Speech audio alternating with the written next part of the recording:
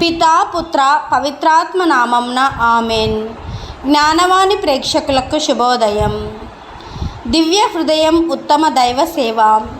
నీ దేవుడైన ప్రభువును నీవు పూర్ణ హృదయంతో, పూర్ణ మనస్సుతో, పూర్ణ ఆత్మతో ప్రేమించవలెను, సేవించవలెను. జీవితంలో ఏది సాధించాలన్నా ఆ విషయం మీద మనసు కేంద్రీకరించాలి. ఏమాత్రం దానికి దూరంగా వెళ్ళినా అనుకున్నది సాధించలేం. మానవ జీవితానికి సంపూర్ణత యేసునాథుని దివ్య హృదయంలో ఐక్యమైనప్పుడే వస్తుంది. నేను జీవించినా మరణించినా యేసు ప్రభువు కొరకే అన్నారు పునీత పౌలు గారు.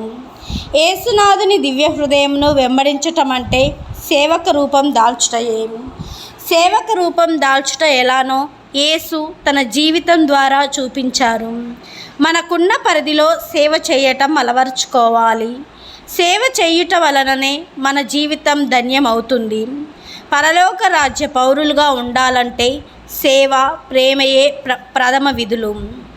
దివ్య యేసు తన పిత యొక్క చిత్తంను నెరవేర్చి వారికి సేవలు చేసి వారిని మహిమపరచిరి. మోషే ఇచ్చిన 10 ఆజ్ఞలు నజరేతులోనున్న తిరుకుటుంబంతో కలిసి యేసు తన పితకు క్రమం తప్పకుండా ఆరాధనలు చెల్లించుటకు దేవాలయమునకు పోయిరి. తానే గొప్ప జ్ఞాన సంపన్నుడైనప్పటికీ దేవాలయమునకు వెళ్ళి మహా ఆసక్తితో సుశేష వాక్యంను వినియుండిరి. మంచి క్రైస్తవులు యేసునాథుని దివ్య మాతృకను అనుసరించి తమ ఆధ్యాత్మిక కర్తవ్యములన్నీ క్రమం తప్పకుండా నెరవేర్చి తమ శక్తి కొలది దేవుని సేవ చేయుదురు. దేవుడు మనందరి యొక్క నైపుణ్యాలను బట్టి, మన సామర్థ్యాలను బట్టి మనకు ఇవ్వవలసిన వరాలను ఇస్తారు. పొందిన వాటిని వాడుకోవడం మనలో ఉన్న దైవ సేవ, వాక్కు, వెలుగు మీద ఆధారపడి ఉంటుంది. ఆ వెలుగు కనబడాలంటే మన హృదయ ఫలకం మీద ఉంచబడాలి. అద్భుత సంఘటన. ఫ్రాన్స్ దేశపు రాజులలో ఒక రాజు యేసునాథుని దివ్య హృదయంను తన హృదయాంతరంగ స్థలంలో నుంచుకొని జ్ఞానవాస స్థలంను నెనర్చుకొని జీవించుచూ ఉండెను. తన పని నిమిత్తం ఆ రాజు ఒకరోజు కుటుంబమును విడిచి దూరదేశమునకు వెళ్ళెను.